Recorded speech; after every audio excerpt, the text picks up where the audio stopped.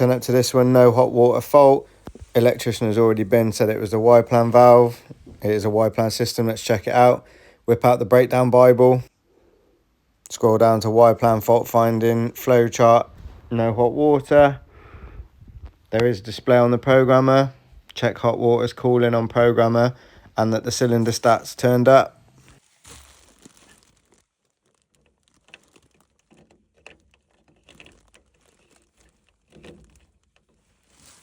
It was a bit stiff, but it did turn up in the end. Is the boiler displaying a fault code? No, like we said before, it's just sat there idling, solid blue light. So I'm going to head up to the wiring centre, whip the front off. It's quite neat actually, maybe the electrician tidied it up when he was here. We're going to be looking for 240 on grey, probing earth, probing grey. We're getting 0 volts. Next we're going to go to the cylinder stat and remove the cover. Oh dear. Clearly the electrician didn't really look too hard.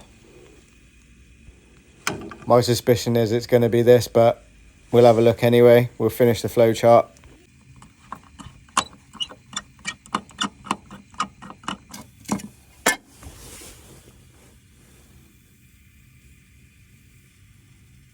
Right, so we want to be looking for 240 on common. Common's at the far left. Let's get the tester out. We've got 240 on common. So we're going to replace the cylinder stat. We love a bit of van stock. Just thought I'd make it look a little bit neater and easier to work with. Wired it up, popped it back in. Had to make the insulation hole a bit bigger. Flick the power back on.